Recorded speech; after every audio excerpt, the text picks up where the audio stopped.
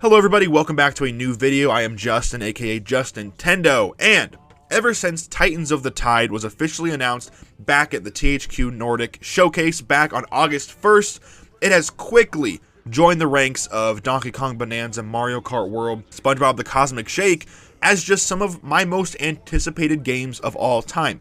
I have talked ad nauseum at this point about Battle for Bikini Bottom Rehydrated and Cosmic Shake, and just how much I love those two games, and how great they are, and how formative they were for me, and for millions of others, not only as just as a game, but also as I was growing up and diving more into 3D platformers, what makes a objectively good game, what makes games that I love, that I enjoy, and those games really encapsulate that to a T. I wanted to use this video to kind of talk about the untapped, unlimited, you could say, potential that Titans of the Tide has.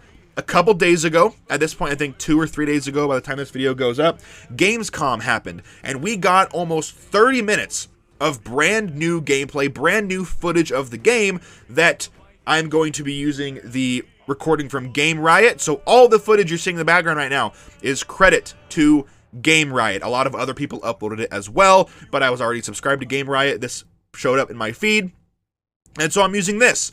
They had a 30-minute-ish, 20 to 25-minute demo at Gamescom, and what we saw really gave us a better idea of what to fully expect.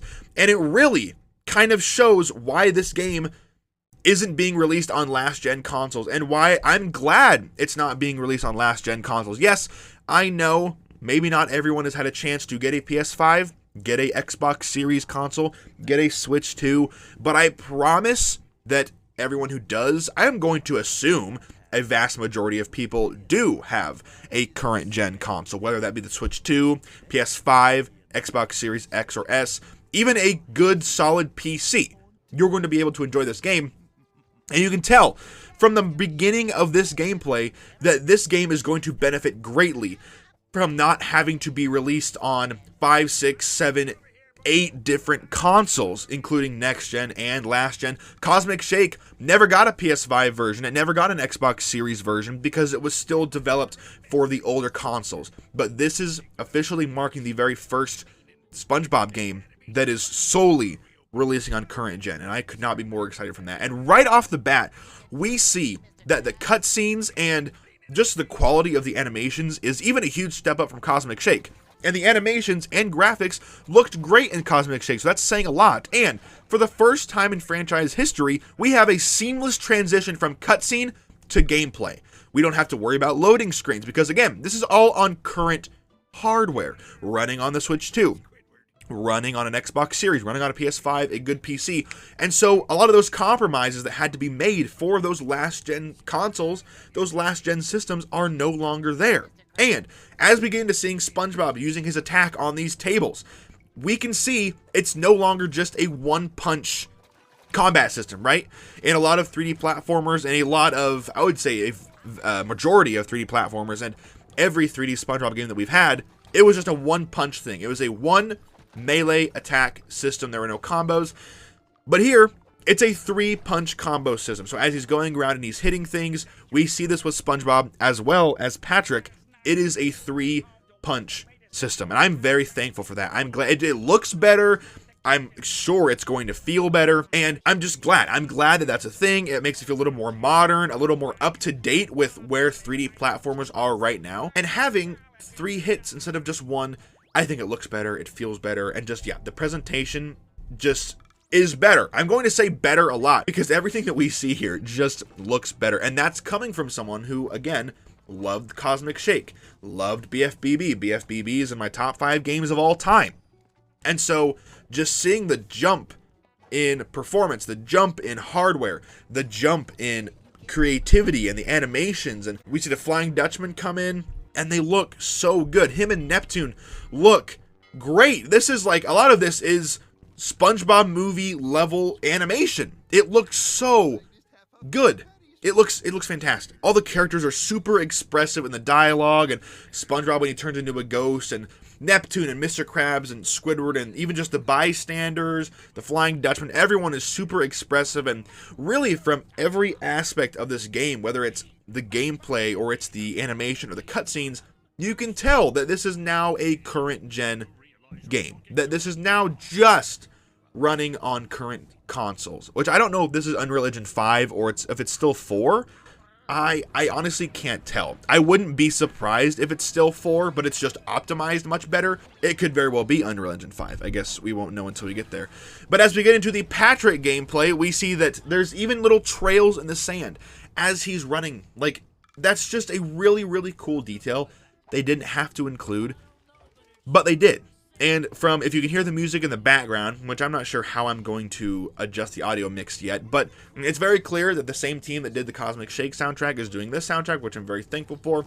We can see that the doubloons are our main form of currency. No shiny objects to be found, no cosmic jelly to be found. It looks like the golden doubloons are our main form of currency. And as we get introduced into our very first enemy, we see that they're ghosts now. And obviously there's a lot more variety than just these standard ghosts, these standard cannon fodder. But I think these have the potential to be even better than the robots. I think they're definitely, design-wise, they look better and sound better than, and just have a better design than the cosmic jelly enemies. But I think they look great. Patrick's burrowing ability, so cool. Not anything that I ever would have expected. I think it is awesome, super creative, and there's just so much more. And then when he gets this treasure chest, it shows that there's like hidden stuff around now. There's a hidden treasure chest system that gives you doubloons. There's bigger doubloons to signify that they give you more gold from each one. Tikis give you gold. I really, really like that system. I like that there's no shiny objects as great as they are. I like there's no cosmic jelly. I like just being like one streamlined form of currency, the doubloons. I think doubloons work because obviously we're dealing with a Flying Dutchman here. Patrick, he moves, looks like he handles really well. And then we get introduced to our next enemy, the ghost, the projectile enemy, right? The projectile enemy that we are used to by this point, the ones that hurl projectiles at you, whether it be the jelly in the Cosmic Shake or tartar sauce in the original BFBB from the tartar sauce robot. But yeah, that's to be expected, and I think they look great. I think the whole vibe, the whole aesthetic of ghosts and scary and spooky just works in a way that I think works maybe even better than BFBB and Cosmic Shake. Again, I haven't played it, so I don't know how it's going to play out fully, but I think the vibe and just having it kind of being spooky, because Halloween Rock Bottom and the Flying Dutchman's Graveyard are some of the community's favorite levels from BFBB and Cosmic Shake. And so it feels like we're kind of getting a full game of that, and I think that's really cool. And as you can see here, he can't burrow through concrete, and so he's just going through in the sand. So you're going to have to kind of be creative in some points, I'm sure. You're not going to be able to do it through concrete, but you can only do it through certain types of terrain, which I think is cool, very creative. He's got his pants acting as his glider, as SpongeBob has his pizza box. It all just looks great. And I know, I feel like I've said that a million times already, which I probably have. But the game just has a sense of scale. It just looks awesome. And it looks like it feels awesome too. And I'm going to guess, I'm going to hope and pray that it runs at 60 FPS on Switch.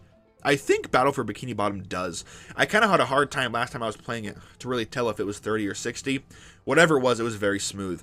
But I don't see a reason why this wouldn't be able to run at 60 FPS on Switch, especially now that it's not being released on Switch 1. It is just a Switch 2 game, PS5, Xbox Series, and I love that. All the character animations continue to look great. We're going to skip forward a little bit. And now we just have a lot of just platforming goodness with Patrick. Typical, and that's not a bad thing. I don't mean typical as a bad thing. Just 3D platforming when done right is just some of the funnest, the most fun you can have in a game. And so when 3D platforming is done right, when it's done well, and when it's fun, it's just a blast to experience. And it looks like there's a grabbing mechanic which comes back. That looks awesome. He was throwing explosives a little bit earlier as well, so throwing crates at certain objects. I love that. That obviously wasn't present in Cosmic Shake because Patrick wasn't a playable character in Cosmic Shake, only SpongeBob. And so I'm glad that he's back, and all of their movesets are completely revamped, expanded, and there's just more to do. I think it looks great. And I think having each character, again, be special and have certain things that other characters can't do that make them stand out, that you have to kind of navigate each encounter differently, because you don't know, am I going to need Patrick here? Am I going to need SpongeBob here? And of course, at this point in the game, this is before they get their BFF ring, and so this is before they have unlocked that that mechanic where you can just switch whenever you want to. So he doesn't have access to that. So we're just playing as Patrick right now, but SpongeBob was at the beginning, and then I'm assuming once he gets back to the Krusty Krab, you will be able to play it back as SpongeBob. And then we're going to skip forward a little bit. This is after a lot of that has happened, and we are in a Goo Lagoon-ish sort of looking place, Pirate Cove or something. I'm not really sure what the name is, but it looks great aesthetically. It looks awesome, and you can just tell that this is a current gen game. And you can still, by this point, they had their BFF ring, so now Patrick is back next to you. Looks like you can push R2 or LR, whatever that would be, on Xbox, ZL or ZR to switch on Switch. Haha. But by this point, they have their BFF rings, and so you can still, or you can switch characters. I think that's awesome. Another hidden treasure chest right here. I love that that's going to be a thing. It doesn't look like there's going to be any shortage of doubloons, so I'm curious how the costume mechanics is going to work, how you're going to unlock those. I'm not entirely sure. Obviously, I don't have the game, but I'm hoping it's a little bit different than Cosmic Shake. As much as I love Cosmic Shake, it kind of just felt like the costumes were just there to unlock, but I don't know. It was really cool because all the references were awesome and they were spot on. You had the coral crab or whatever it was. You had the references to that, references to Band Geeks. You had so many amazing references to the SpongeBob movie in the costumes, but it felt like that was the only reason to get Cosmic Jelly. I mean, I know there was a few other reasons, but other than that, I just felt like that was kind of lacking. But I'm hoping it's kind of baked more into the story a little bit this time. It's looking like the story this time around is going to be a lot more important, and I know it's a 3D platforming SpongeBob game, so how important is the story really? But you know what I mean, right? You understand where I'm coming from, where it looks like they're really diving into Flying Dutchman versus the King Neptune. You can see it in the background of a lot of the shots in the gameplay and the trailer where they're having this huge epic clash in the background. And I think that's one of the big things you can take away from this is the scale. This game feels huge. This game feels expansive. It feels like, and I said this about Cosmic Shake, I think BFBB might be a little bit better of a game than Cosmic Shake, but the mechanics that BFBB Rehydrated introduced, Cosmic Shake took those and ran with them, and it expanded upon them. The karate kick, the expanded moveset, the dodge, the jump, the glide. It took what was already there and just made it better. And again, looking at this cutscene with Mr. Krabs, you can see, like, the animations are just, there's different camera angles, and they're expressing like it's an actual episode. You're having all the characters on screen at once. There's no, like, going from 2 characters and then going to 1. Going to 2 and then going back to 1. They're moving and they're emoting like they had a huge budget for the animation, and it looks awesome. It looks so, I'm like getting giddy looking at this animation because the FBB looked good. I would say Cosmic Shake looked great. I think this looks fantastic. The animation is just unreal, and the cutscenes look like they move more like a narrative, right? It's not just text box, text box, text box, text box. There's obviously still text boxes here and text and speaking, but it's animated in a way to feel like parts of an episode or parts of a movie, a SpongeBob movie. And it just looks so good.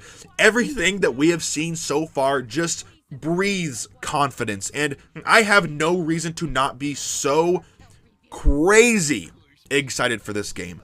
All the voice cast coming back, the original devs returning, the way the animation looks, it being only developed for current gen consoles. Guys, lock in. I know a couple of you guys started playing BFBB, started playing Cosmic Shake because of me. And we just experienced another seamless transition from cutscene to gameplay. Unbelievable. Kind of reminds me of the Rift Portal aspect of Rift Apart.